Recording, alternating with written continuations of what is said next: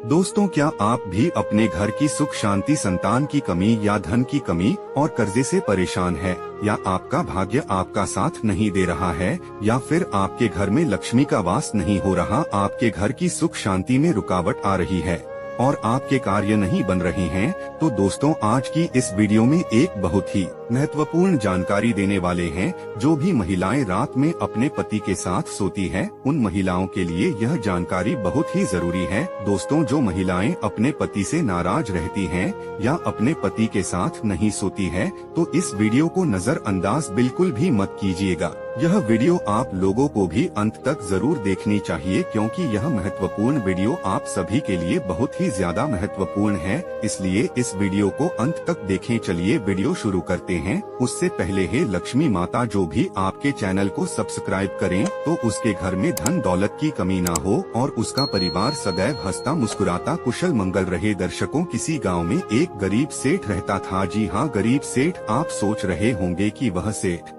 था और वह भी गरीब, ये दोनों विरोधाभासी शब्द एक साथ कैसे? यह सब भाग्य का खेल है। दोस्तों, हर इंसान के जीवन में कभी उतार चढ़ाव आते हैं। उसी तरह दयाराम सेठ भी किसी जमाने में बहुत अमीर हुआ करता था और वह खूब दान धर्म और पुण्य भी किया करता था। लेकिन समय पलटा और वह धीरे धीरे उसका धन समाप्त हो गया और आखिरकार आज इस हालत में पहुंच गया कि लोग उसे गरीब सेठ के नाम से जानने लगे। लेकिन वह कहते हैं ना कि अच्छे कर्मों का फल देर से ही सही, लेकिन मिलता जरूर है। ऐसा ही कुछ इस गरीब सेठ के साथ भी होने वाला था। जिस गांव में यह सेठ रहा करता था, वहां पर एक बार राजा के लोगों ने ऐलान किया कि जिसने भी अच्छे काम किए हैं, वह अपने अच्छे काम गंवाकर राजा से उसके बदले में जो भी उसका मन हो राजा से लेकर जाएं। इस ऐलान को सेठ की पत्नी ने सुन लिया। सेठ की पत्नी बहुत खुश हो गई, क्योंकि वह जानती थी कि अपने अच्छे दिनों में सेठ ने अनगिनत पुण्य के काम किए हैं।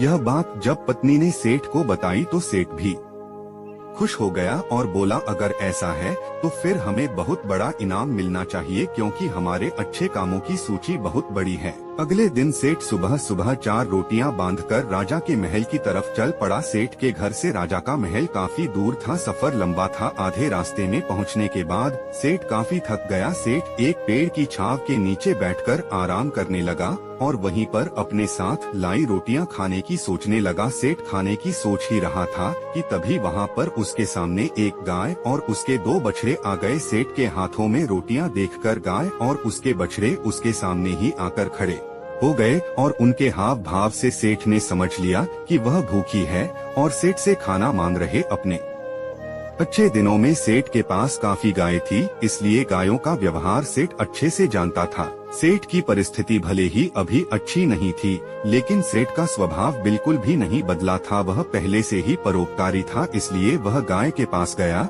और उसने अपनी रोटियों में से 2 रोटियां गाय को खिला दी। कुछ ही क्षणों में 2 रोटियां खाने के बाद गाय फिर से सेठ की तरफ देखने लगी, तो सेठ के मन में विचार आया कि यह गाय ज्यादा ही भूखी लगती है। बेचारी को 2 बच्चों को दूध भी पिलाना होता है, इन 2 रोटियों से उसका क्या होगा? सेठ ने उसके पास बची 2 रोटियां गाय को खिला दी और वह पास वाले तालाब से सिर्फ पानी पीकर सेठ अपने सफर में आगे बढ़ गया। राजा के दरबार में जब सेठ पहुंचा तो राजा ने पूरे दरबार के सामने सेठ से उसका नाम पूछा और अपने अच्छे कर्मों के बारे में बताने के लिए कहा। सेठ ने राजा को प्रणाम किया और अपने कामों के बारे में बताना शुरू किया। सेठ ने कहा, महाराज, मैंने कई भूखों को खाना खिलाया है, कई मंदिरों में दान दिया है, कई निराश्रित लोगों को आश्रय दिया है, कई तीर्थ स्थानों की यात्रा की, सैकड़ों साधु संतों की सेवा की है।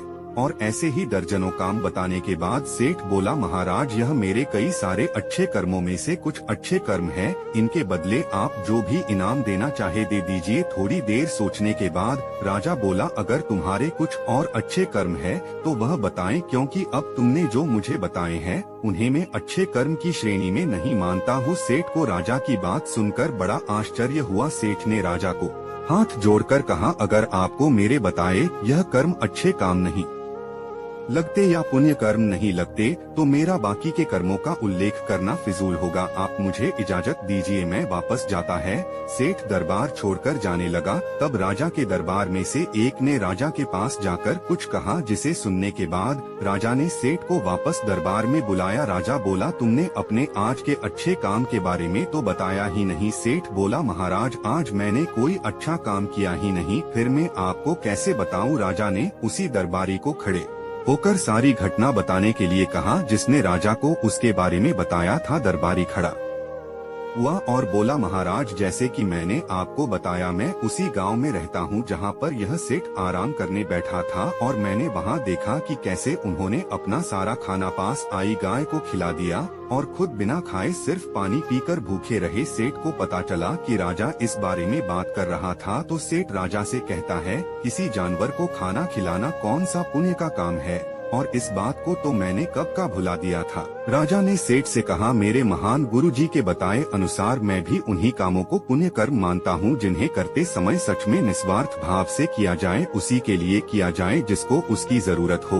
और सबसे बड़ी बात उस काम को करने के बाद मन में पाप न हो। यही कारण है कि आज तुमने जो काम किया वह तुम्हारे किए गए आज तक के सभी कामों में सबसे उत्तम और सर्वश्रेष्ठ है, जिसके लिए तुम सच में इनाम के हकदार हो। इसके बाद राजा ने उस सेठ को अपना सबसे विश्वसनीय सेवक का पद दिया। उस राजा के दरबार में बैठने का अब अवसर वह बहुत खुश हुआ। तुरंत घर जाकर के अपनी पत्नी से बताया कि भाग्यवान, आज मुझे राजा साहब ने बहुत ही बड़ा इनाम दे दिया। उन्होंने मुझे अपने यहाँ अपना सबसे करीबी सेवक के रूप में रखने को कहा है।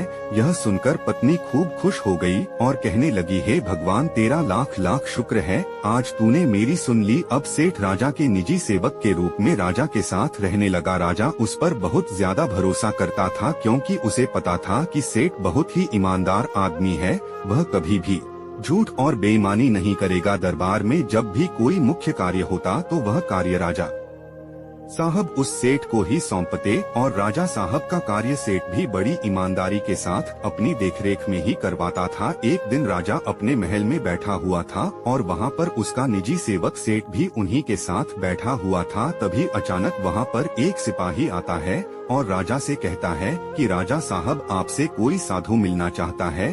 तब राजा ने आदेश दिया कि उसे सम्मानित पूर्वक हमारे पास ले आओ। सिपाही बाहर जाता है और साधु को अपने साथ सम्मान पूर्वक अंदर लेकर आता है। राजा उसे साधु को बड़े सम्मान पूर्वक अपने महल में रखता है और उसे भोजन पानी आदि करवाता है। इससे साधु राजा साहब से बहुत खुश हो जाते हैं। उसके बाद साधु राजा साहब से कहते हैं कि हे राजन, मैं आपकी सेवा भाव को देखकर बहुत प्रसन्न हुआ, इसलिए मैं आपको एक छोटी सी सीख देना चाहता है, जिसे अपने जीवन में जरूर उतार लीजिए। उन्होंने कहा कि हर पुरुष को सदैव इस बात का याद रखना चाहिए कि हमेशा किसी भी पुरुष को अपनी पत्नी से बहुत अच्छे संबंध रखने चाहिए, और यदि कभी पति या पत्नी के बीच में कोई अनबन या कोई झगड़ा होता है तो उसे समय रहते जरूर सुलझा लेना चाहिए, क्योंकि पति पत्नी के आपसी कलह के कारण घर में गरीबी और दरिद्रता वास करने लगते हैं। इसलिए पति और पत्नी के बीच में प्रेम होना बहुत ही आवश्यक है। हर पुरुष को यह बात याद रखनी चाहिए कि कभी भी किसी भी पति को अपनी पत्नी से गुस्सा होकर दूर नहीं रहना चाहिए, क्योंकि इस प्रकार पत्नी को हृदय में बहुत बड़ा दुख सोचता है और पत्नी घर की लक्ष्मी मानी जाती है, और यदि लक्ष्मी को ही दुख पहुंचेगा तो घर में धन दौलत की कमी आना शुरू हो जाएगा, घर में गरीबी आने लगेगी। हर पति और पत्नी को सदैव पास रहकर एक साथ ही सोना चाहिए, क्योंकि एक साथ सोने से घर में धन दौलत और बरकत बढ़ती है, क्योंकि इससे माता लक्ष्मी भी प्रसन्न होती है। जब घर की लक्ष्मी प्रसन्न रहेगी तो माता लक्ष्मी जरूर प्रसन्न रहेगी। इतना कहकर वह साधु राजा के राजमहल से चले जाते हैं।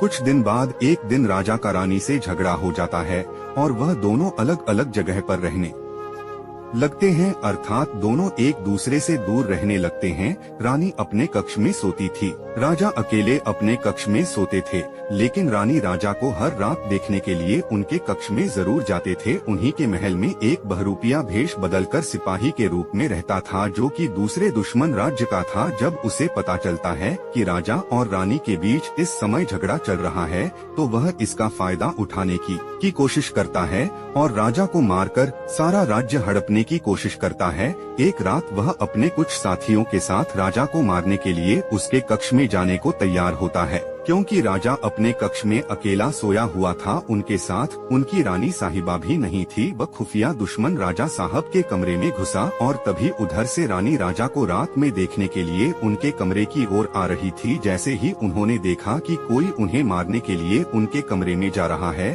तभी रानी ने पीछे से कुछ सिपाहियों को भेजकर उसे पकड़वा लेती है। सुबह जब राजा को यह सब कारनामा पता चलता है, तब वह रानी का लाख लाख धन्यवाद देता है और उसे उस साधु की बात याद आती है कि उसने कहा था सदैव पति पत्नी को आपस में मिलजुल कर एक साथ रहना चाहिए, क्योंकि इससे घर में धन दौलत की बरकत होती है और सभी का अच्छा व्यवहार बना रहता है।